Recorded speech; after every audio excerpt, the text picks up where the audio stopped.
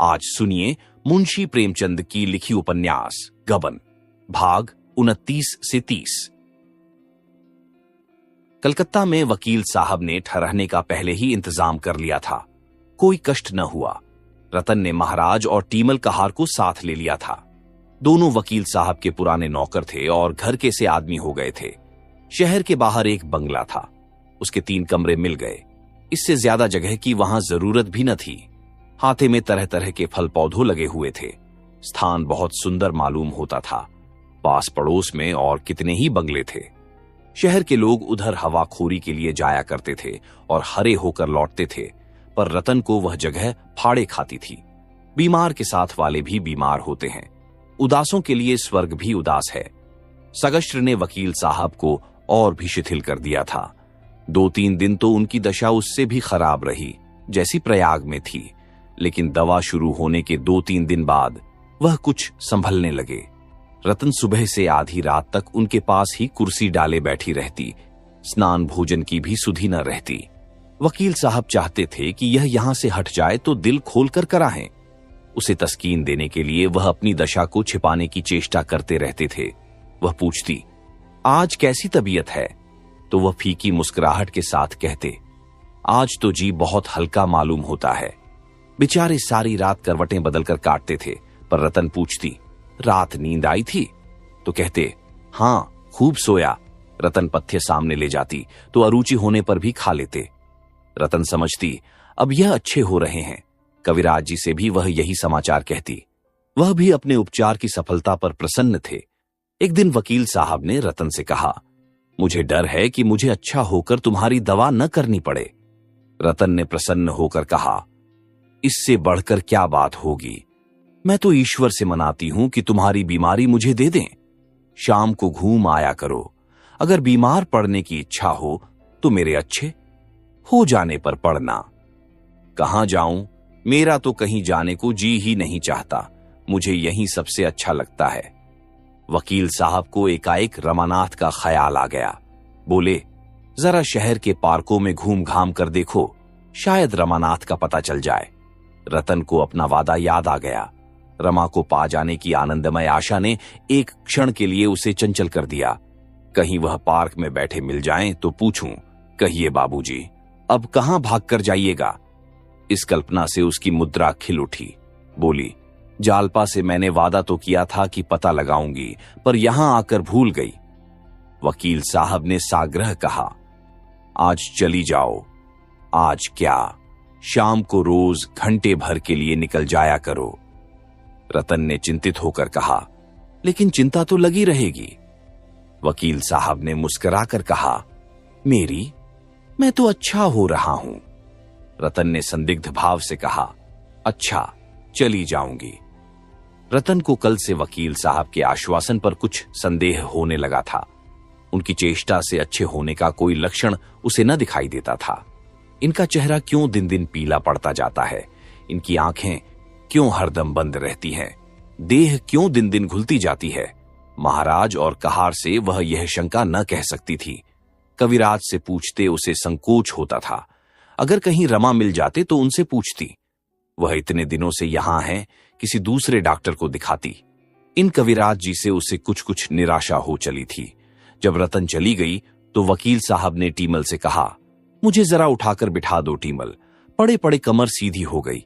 एक प्याली चाय पिला दो। कई दिन हो गए चाय की सूरत नहीं देखी। ये पथ्य मुझे मारे डालता है। दूध देखकर ज्वर चढ़ आता है, पर उनकी खातिर से पी लेता हूं। मुझे तो इन कविराज की दवा से कोई फायदा नहीं मालूम होता। तुम्हें क्या मालूम होता है? टीमल ने वकील साहब को तकिए के सहारे बैठाकर कहा, बाबूजी सो देख लेव। ये तो मैं पहले ही कहने वाला था। सो देख लेव, बहूजी के डर के मारे नहीं कहता था। वकील साहब ने कई मिनट चुप रहने के बाद कहा, मैं मौत से डरता नहीं टीमल, बिल्कुल नहीं। मुझे स्वर्ग और नरक पर बिल्कुल विश्वास नहीं है। अगर संस्कारों के अनुसार आदमी को जन्म लेना पड़ता है तो मुझे विश्वास है मेरा जन्म किसी अच्छे घर में होगा। फिर भी मरने को जी नहीं चाहता। सोचता हूं मर गया तो क्या होगा। टीमल ने कहा, बाबूजी सो देख लेव, आप ऐसी बातें न करें। भगवान चाहेंगे तो आप अच्छे हो जाएंगे। किसी दूसरे डॉक्टर को बुलाऊं? आप लोग तो अंग्रेजी पढ़े हैं, सो देख ले, कुछ मानते ही नहीं। मुझे तो कुछ और ही संदेह हो रहा है। कभी कभी गमवारों की भी सुन लिया करो। सो देख ले, आप मानो चाहे न मानो, मैं तो एक सयाने को लाऊंगा। बंगाल के ओझे सयाने मशहूर हैं। वकील साहब ने मुंह उधर लिया। प्रेत बाधा का वह हमेशा मजाक उड़ाया करते थे। कई ओझों को पीट चुके थे। उनका ख्याल था कि यह प्रवंचना है, ढोंग है, लेकिन इस वक्त उनमें इतनी शक्ति भी न थी कि टीमल के इस प्रस्ताव का विरोध करते। मुंह उधर लिया। महाराज ने चाय लाकर कहा, सरकार, चाय लाया हूं। वकील साहब ने चाय के प्याले को क्षुधित नजरों से देखकर कहा, ले जाओ, अब न पीऊंगा। उन्हें मालूम होगा तो दुखी होंगी। क्यों महाराज, जब से मैं आया हूं मेरा चेहरा कुछ हरा हुआ है। महाराज ने टीमल की ओर देखा। वह हमेशा दूसरों की राय देखकर राय दिया करते थे। खुद सोचने की शक्ति उनमें न थी। अगर टीमल ने कहा है आप अच्छे हो रहे हैं तो वह भी इसका समर्थन करेंगे। टीमल ने इसके विरुद्ध कहा है तो उन्हें भी इसके विरुद्ध ही कहना चाहिए। टीमल ने उनके असमंजस को भांपकर कहा, हरा क्यों नहीं हुआ है? हां, जितना होना चाहिए उतना नहीं हुआ। महाराज बोले, हां, कुछ हरा जरूर हुआ है, मुदा बहुत कम। वकील साहब ने कुछ जवाब नहीं दिया। 2-4 वाक्य बोलने के बाद वह शिथिल हो जाते थे और 10-5 मिनट शांत अचेत पड़े रहते थे। कदाचित उन्हें अपनी दशा का यथार्थ ज्ञान हो चुका था।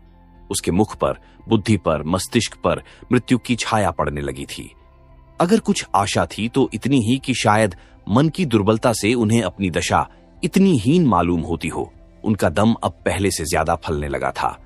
कभी कभी तो ऊपर की सांस ऊपर ही रह जाती थी। जान पड़ता था बस अब प्राण निकला। भीषण प्राण वेदना होने लगती थी। कौन जाने कब यही अवरोध एक क्षण और बढ़कर जीवन का अंत कर दे। सामने उद्यान में चांदनी दहरे की चादर ओढ़े जमीन पर पड़ी सिसक रही थी। फल और पौधों मलिन मुख सिर झुकाए आशा और भय से विकल होकर मानो उसके वक्ष पर हाथ रखते थे, उसकी शीतल देह को स्पर्श करते थे और आंसू की 2 बूंदें गिराकर फिर उसी भांति देखने लगते थे। सहसा वकील साहब ने आंखें खोलीं। आंखों के दोनों कोनों में आंसू की बूंदें मचल रही थीं। क्षीण स्वर में बोले, टीमल, क्या सिद्धू आए थे? फिर इस प्रश्न पर आप ही लज्जित हो मुस्कुराते हुए बोले, मुझे ऐसा मालूम हुआ जैसे सिद्धू आए हों। फिर गहरी सांस लेकर चुप हो गए और आंखें बंद कर लीं। सिद्धू उस बेटे का नाम था जो जवान होकर मर गया था। इस समय वकील साहब को बराबर उसी की याद आ रही थी। कभी उसका बालपन सामने आ जाता, कभी उसका मरना आगे दिखाई देने लगता। कितने स्पष्ट, कितने सजीव चित्र थे। उनकी स्मृति कभी इतनी मूर्तिमान, इतनी चित्रमय न थी। कई मिनट के बाद उन्होंने फिर आंखें खोलीं और इधर उधर खोई हुई आंखों से देखा। उन्हें अभी ऐसा जान पड़ता था कि मेरी माता आकर पूछ रही हैं, बेटा तुम्हारा जी कैसा है?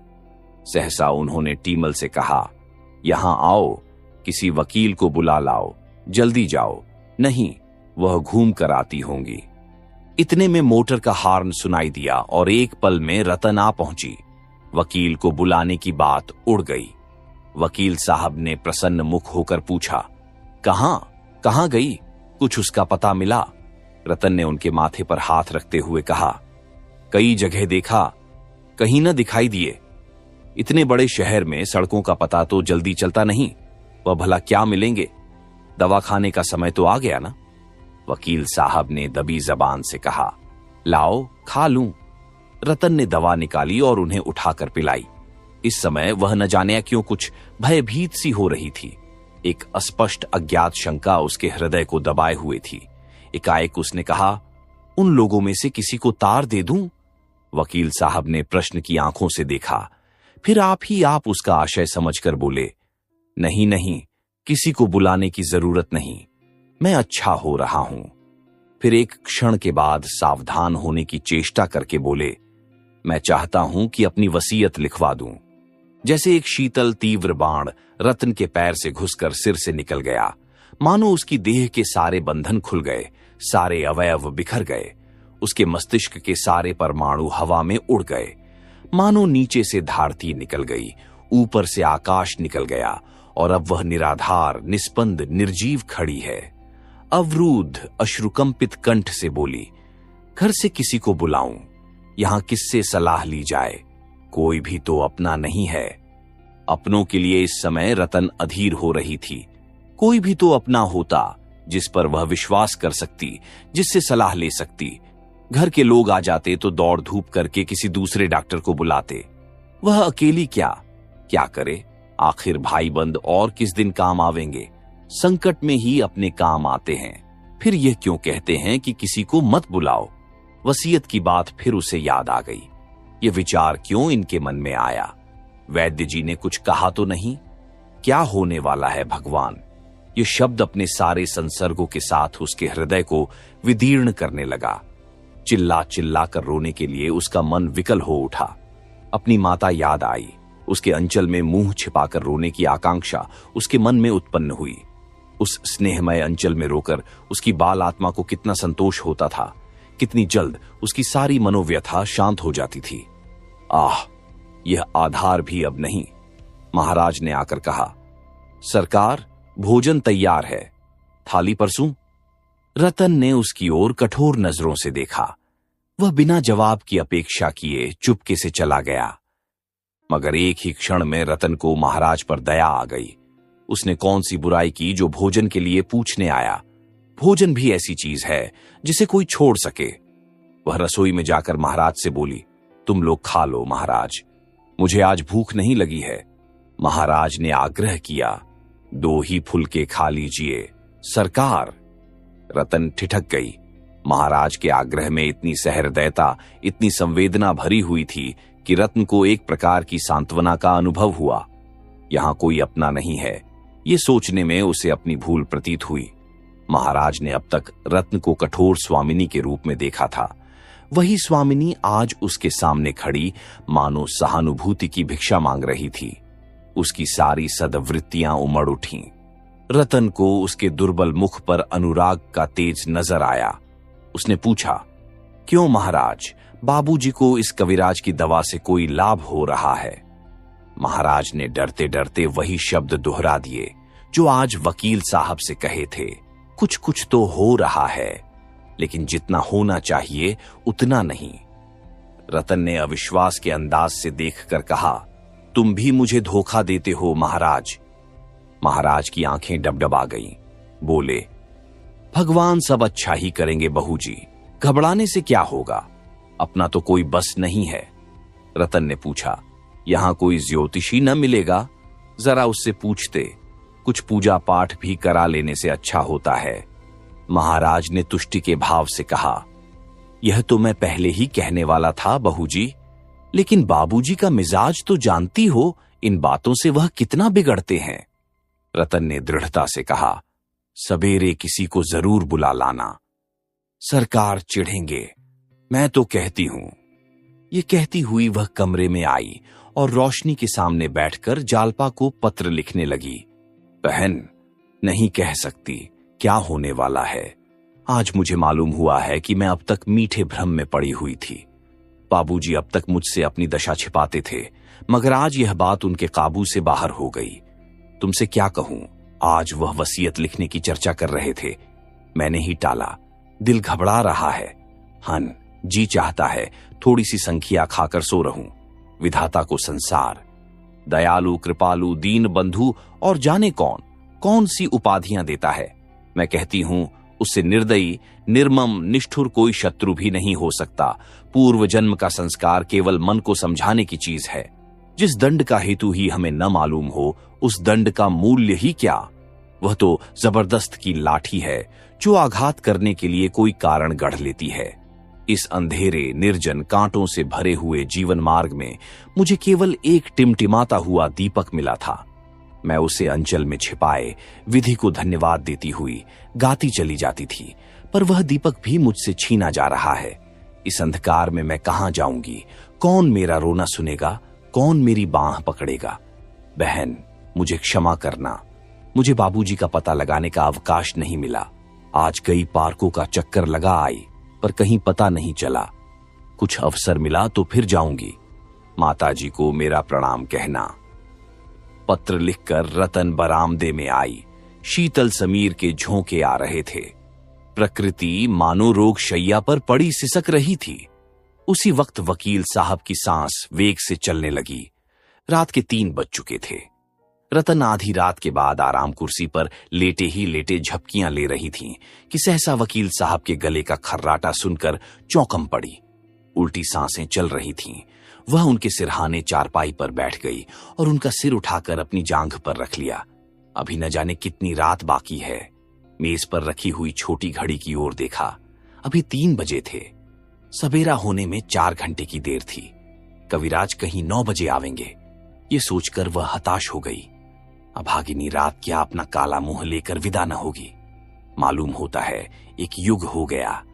कई मिनट के बाद वकील साहब की सांस रुकी। सारी देह पसीने में तर थी। हाथ से रतन को हट जाने का इशारा किया और तकिए पर सिर रखकर फिर आंखें बंद कर लीं। एकाएक उन्होंने क्षीण स्वर में कहा, रतन, अब विदाई का समय आ गया, मेरे अपराग के। उन्होंने दोनों हाथ जोड़ ली और उसकी ओर दीन याचना की आंखों से देखा। कुछ कहना चाहते थे पर मुंह से आवाज न निकली। रतन ने चीख कर कहा, टीमल, महाराज क्या दोनों मर गए? महाराज ने आकर कहा, मैं सोया थोड़े ही था बहूजी, क्या बाबूजी? रतन ने डांट कर कहा, बक्को मत, जाकर कविराज को बुला लाओ, कहना अभी चलिए। महाराज ने तुरंत अपना पुराना ओवरकोट पहना, सोटा उठाया और चल दिया।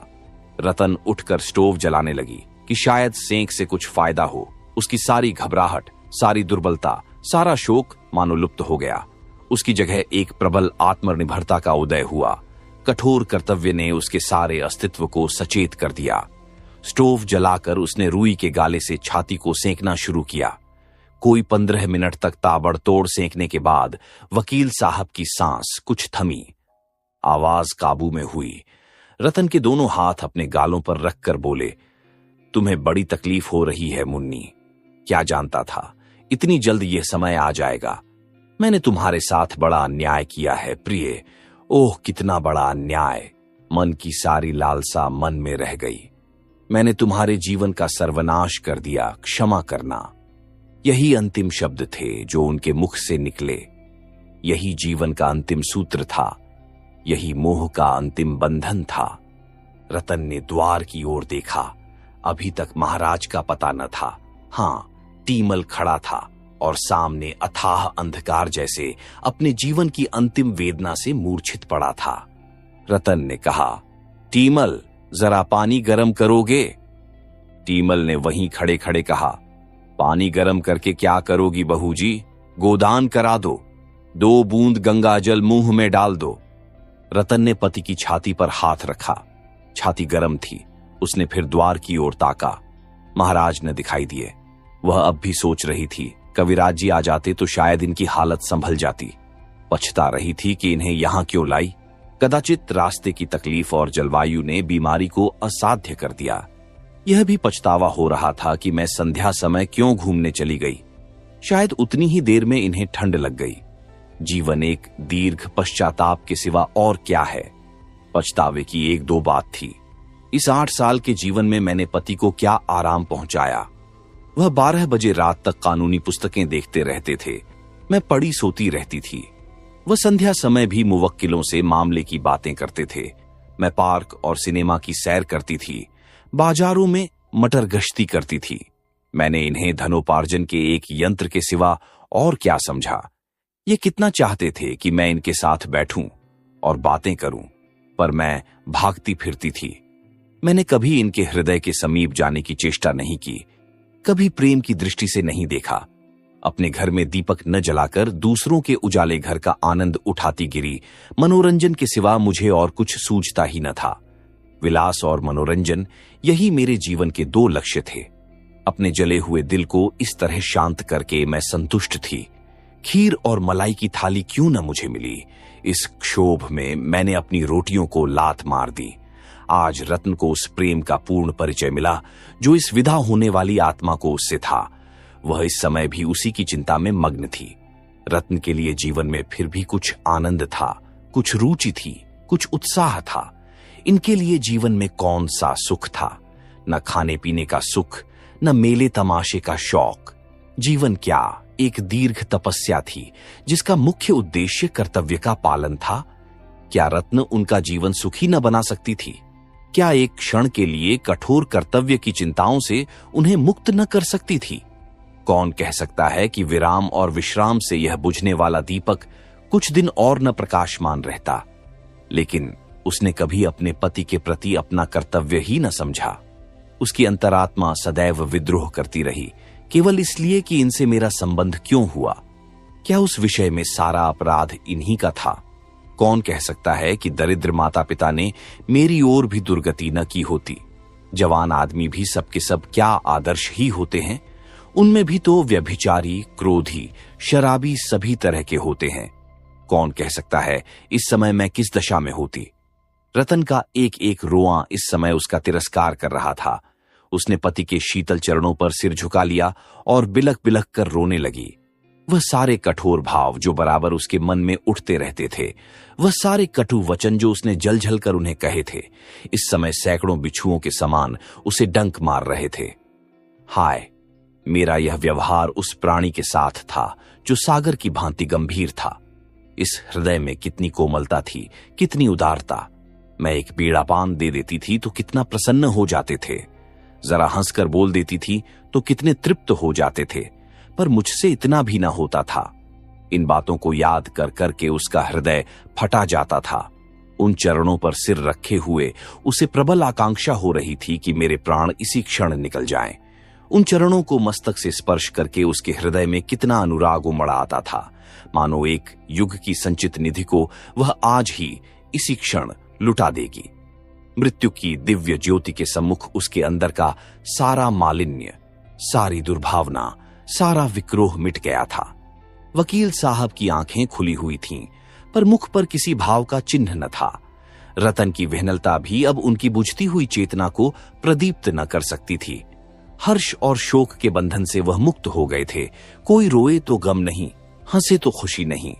टीमल ने आचमनी में गंगा जल लेकर उनके मुंह में डाल दिया। आज उन्होंने कुछ बाधा न दी। वह जो पाखंडों और रूढ़ियों का शत्रु था, इस समय शांत हो गया था। इसलिए नहीं कि उसमें धार्मिक विश्वास का उदय हो गया था, बल्कि इसलिए कि उसमें अब कोई इच्छा न थी। इतनी ही उदासीनता से वह विष का घूंट पी जाता। मानव जीवन की सबसे महान घटना कितनी शांति के साथ घटित हो जाती है। वह विश्व का एक महान अंग, वह महत्वाकांक्षाओं का प्रचंड सागर, वह उद्योग का अनंत भंडार, वह प्रेम और द्वेष, सुख और दुहुख का लीला क्षेत्र, वह बुद्धि और बल की रंगभूमि न जाने कब और कहां लीन हो जाती है, किसी को खबर नहीं होती। एक हिचकी भी नहीं, एक उच्चवास भी नहीं, एक आह भी नहीं निकलती। सागर की हिलोरों का कहां अंत होता है, कौन बता सकता है? ध्वनि कहां वायु मग्न हो जाती है, कौन जानता है? मानवीय जीवन उस हिलोर के सिवा, उस ध्वनि के सिवा और क्या है? उसका अवसान भी उतना ही शांत, उतना ही अदृश्य हो तो क्या आश्चर्य है? भूतों के भक्त पूछते हैं, क्या वस्तु निकल गई? कोई विज्ञान का उपासक कहता है, एक क्षीण ज्योति निकल जाती है। कपोल विज्ञान के पुजारी कहते हैं, आंखों से प्राण निकले, मुंह से निकले, ब्रह्मांड से निकले। कोई उनसे पूछे, हिलोर लय होते समय क्या चमक उठती है, ध्वनि लीन होते समय क्या मूर्तिमान हो जाती है? यह उस अनंत यात्रा का एक विश्राम मात्र है, जहां यात्रा का अंत नहीं, नया उत्थान होता है। कितना महान परिवर्तन! वह जो मच्छर के डंक को सहन न कर सकता था, अब उसे चाहे मिट्टी में दबा दो, चाहे अग्निचिता पर रख दो, उसके माथे पर बल तक न पड़ेगा।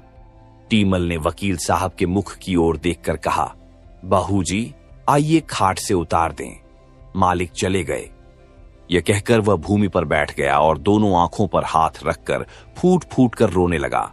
आज 30 वर्ष का साथ छूट गया। जिसने कभी आधी बात नहीं कही, कभी तू करके नहीं पुकारा, वह मालिक अब उसे छोड़े चला जा रहा था।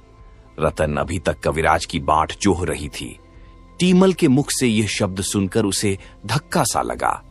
उसने उठकर पति की छाती पर हाथ रखा। 60 वर्ष तक अविश्राम गति से चलने के बाद वह अब विश्राम कर रही थी। फिर उसे माथे पर हाथ रखने की हिम्मत न पड़ी।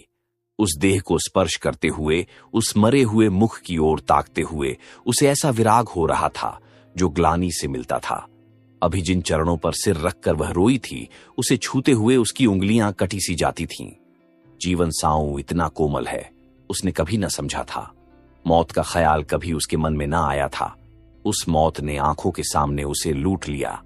एक क्षण के बाद टीमल ने कहा, बहू जी, अब क्या देखती हो? खाट के नीचे उतार दो। जो होना था हो गया। उसने पैर पकड़ा, रतन ने सिर पकड़ा और दोनों ने शव को नीचे लिटा दिया और वहीं जमीन पर बैठकर रतन रोने लगी। इसलिए नहीं कि संसार में अब उसके लिए कोई अवलंब न था, बल्कि इसलिए कि वह उसके साथ अपने कर्तव्य को पूरा न कर सकी। उसी वक्त मोटर की आवाज आई और कविराज जी ने पदार्पण किया। कदाचित अब भी रतन के हृदय में कहीं आशा की कोई बुझती हुई चिंगारी पड़ी हुई थी। उसने तुरंत आंखें पोंछ डाली, सिर का अंचल संभाल लिया, उलझे हुए केश समेट लिए और खड़ी होकर द्वार की ओर देखने लगी। प्रभात ने आकाश को अपनी सुनहली किरणों से रंजित कर दिया था। क्या इस आत्मा के नवजीवन का यही प्रभात था? आप सुन रहे थे मुंशी प्रेमचंद की लिखी उपन्यास गबन।